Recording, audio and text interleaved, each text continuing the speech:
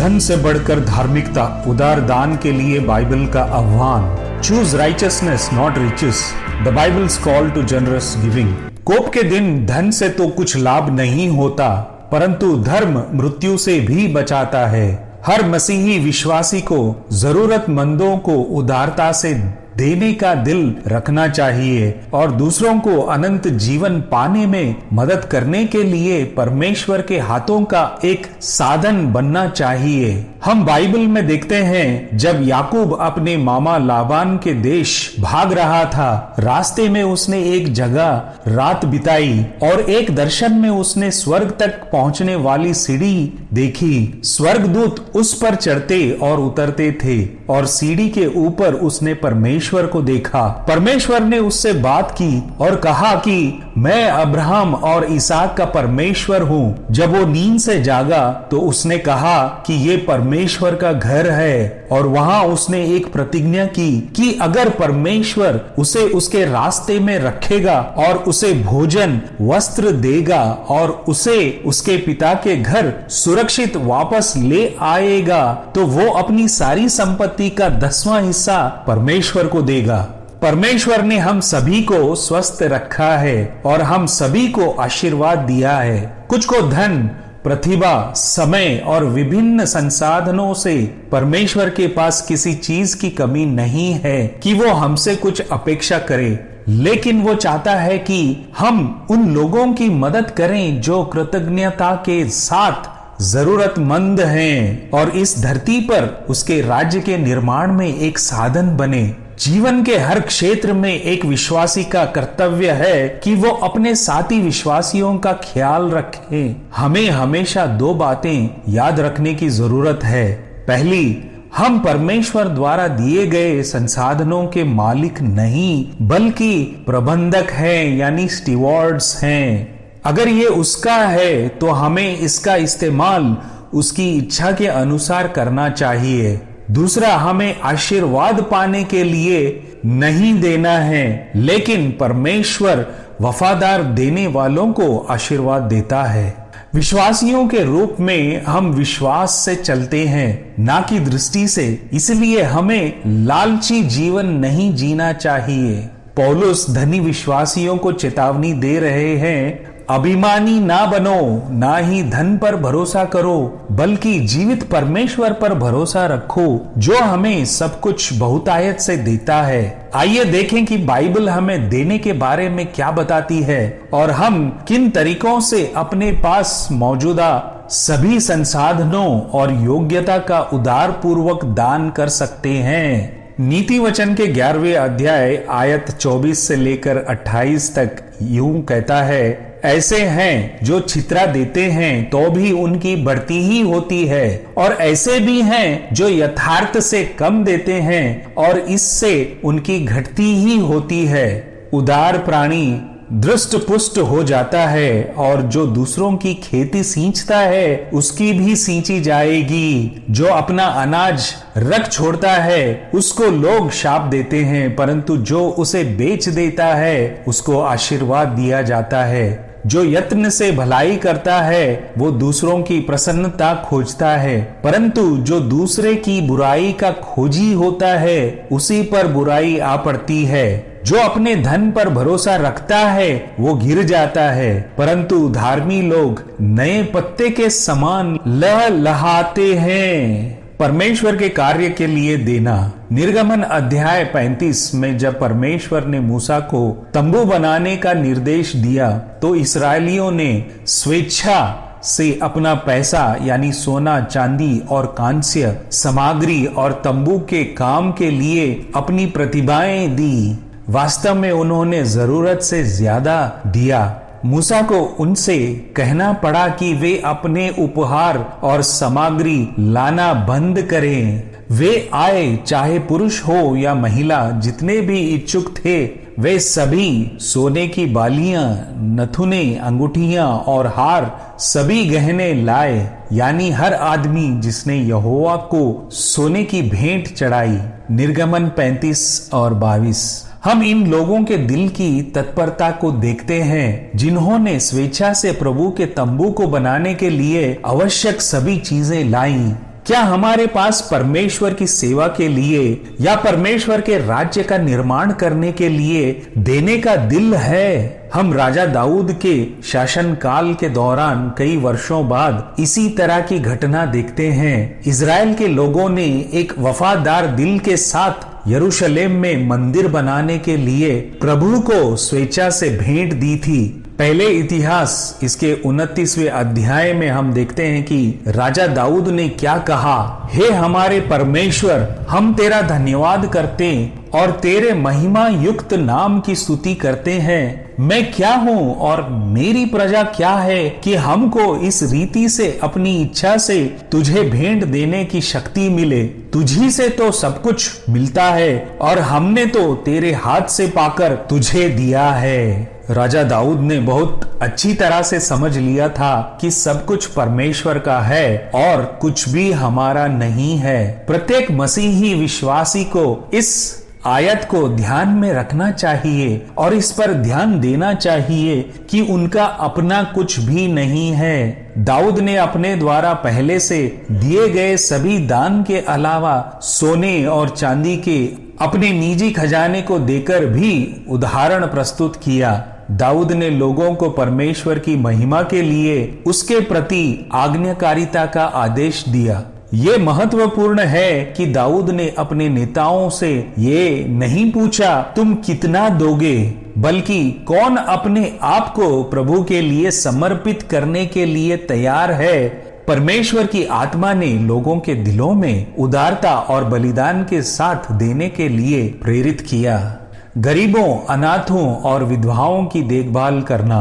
पर जिस किसी के पास संसार की संपत्ति हो और वो अपने भाई को कंगाल देखकर उस पर तरस खाना ना चाहे, तो उसमें परमेश्वर का प्रेम कैसे बना रह सकता है?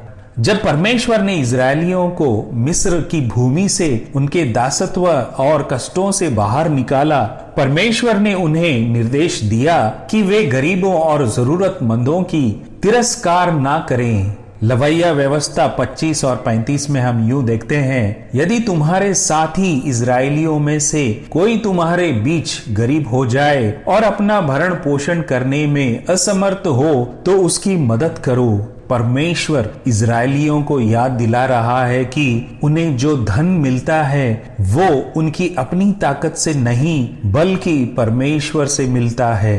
और तुम अपने परमेश्वर यहोवा को याद रखना, क्योंकि वही है जो तुम्हें धन प्राप्त करने की शक्ति देता है। इसके अलावा परमेश्वर उन्हें निर्देश दे रहा है कि वे किसी भी गरीब भाई की और उनकी जरूरतों का तिरस्कार ना करें। यदि तुम्हारे बीच तुम्हारे भाइयों में से कोई दरिद्र हो, तो जो देश तुम्हारा परमेश्वर यहोवा तुम्हें देता है उसके किसी फाटक के भीतर अपने दरिद्र भाई के प्रति अपना हृदय कठोर ना करना और ना अपना हाथ बंद करना, परंतु अपनी मुट्ठी खोलकर उसे जितना आवश्यक हो उतना उधार देना। नीति वचन की पुस्तक ये घोषणा करती है, जो गरीबों पर अनुग्रह करता है वो यहोवा को उधार देता है और वो अपने इस काम का प्रतिफल पाएगा। आप गरीबों और जरूरतमंदों के लिए जो कुछ भी करते हैं, आप वो परमेश्वर की सेवा के लिए कर रहे हैं। यही कारण है कि प्रेरित याकूब ने कहा कि परमेश्वर के सामने शुद्ध और निर्मल भक्ति ये है कि अनाथों और विधवाओं की उनके संकट में सुधि ली जाए। बाइबल हमें बताती है कि परमेश्वर ही है जो गरीबों को अमीर बनाता है और गरीबों को मिट्टी से उठाता है और उन्हें राजकुमार बनाता है। खुशी से देने वाला परमेश्वर खुशी से देने वाले को प्यार करते हैं, इसलिए जब भी हम देते हैं तो हमें खुशी से देना चाहिए, ना कि मजबूरी में। हम ऐसा तभी करते हैं जब हम परमेश्वर के प्रेम को समझ चुके होते हैं और उनका प्रेम हमारे अंदर रहता है। प्रेम हमें अपने साथी विश्वासियों के प्रति सहानुभूति दिखाने के लिए मजबूर करता है और जिसके कारण हम खुशी से दे सकते हैं और जरूरतमंदों की मदद कर सकते हैं। पौलुस ने कुरिन्थियों के कलीसिया से कहा कि वे अपने उपहार उदारता से इकट्ठा करें, जैसा कि उन्होंने वादा किया था, ना कि अनिच्छा से जिम्मेदारी के रूप में। अपनी संपत्ति के द्वारा और अपनी भूमि की सारी पहली उपज दे देकर यहोवा की प्रतिष्ठा करना। इस प्रकार तेरे खत्ते भरे पूरे रहेंगे और तेरे रस कुंडों से नया दाक मधु उमड़ता रहेगा। संतों की जरूरतों को पूरा करना। रोमियो की पुस्तक में पौलुस ने मैसेडोनिया के अखाया के बारे में उल्लेख किया है, जिन्होंने यरूशलेम में रहने वाले संतों के बीच गरीबों के लिए एक निश्चित योगदान दिया था। इसके अलावा वो कहता है कि अन्य जातियों को उन संतों से लाभ हुआ है और वे आध्यात्मिक चीजों के भागीदार बन गए हैं। इसलिए उनका भी कर्तव्य है कि वे भौतिक चीजों में उनकी सेवा करें। जो संत हमें परमेश्वर का ज्ञान देते हैं और हमारी आध्यात्मिक प्रगति में मदद करते हैं, हम सब उनसे लाभ उठाते हैं। इसलिए ये हमारा फर्ज है कि हम उनकी जरूरतों का भी ध्यान रखें और इसके लिए उनके प्रति आभार व्यक्त करें। जब हम ऐसा करते हैं तो हम परमेश्वर का आदर करते हैं। मैसिडोनिया में कलीसियाओं द्वारा प्रभु के लोगों की सेवा के बारे में पौलुस स्वीकार कर रहे हैं। उन्होंने अपनी अत्यधिक गरीबी में भी खुशी खुशी और उदारता से संतों की जरूरतों को पूरा किया और उन्होंने अपेक्षाओं से बढ़कर दिया। उन्होंने पहले प्रभु को और फिर परमेश्वर की इच्छा से संतों को दिया। इसलिए यीशु ने कहा, अपनी संपत्ति बेचकर दान कर दो और अपने लिए ऐसे बटुए बनाओ जो पुराने नहीं होते, अर्थात स्वर्ग पर ऐसा धन इकट्ठा करो जो घटता नहीं और जिसके निकट चोर नहीं जाता और कीड़ा नहीं बिगाड़ता। हम अपना धन कहाँ जमा कर रहे हैं? हम अपना पैसा, समय, हुनर और जो कुछ भी प्रभु ने हमें दिया है उसे कहाँ लगा रहे हैं? हम इस दुनिया में खाली हाथ आए थे और खाली हाथ ही जाएंगे। कुछ भी हमारा नहीं है। जो कुछ भी हमारे पास है वो सब प्रभु का है। उसकी दया और कृपा से वो हमें जीवन दे रहा है और हमारी सभी जरूरतों को हमारी योग्यता से भी ज्यादा पूरा कर रहा है। तो हमने अब तक क्या सीखा है?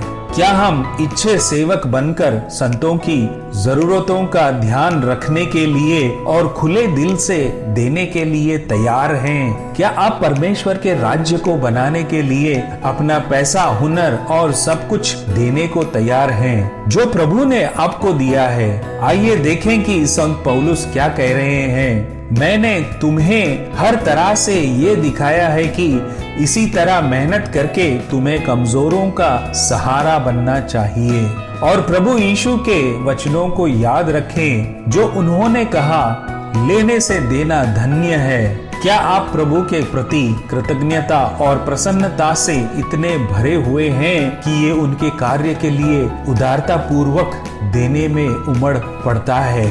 क्या आपने इस बात पर विचार किया है कि जब आपसे अपना समय, प्रतिभा, धन और संसाधन देने के लिए कहा जाता है तो आपकी स्वेच्छा से प्रतिक्रिया कैसी होती है, ताकि परमेश्वर अपने लोगों के बीच आनंद लेने के लिए उनका उपयोग कर सके।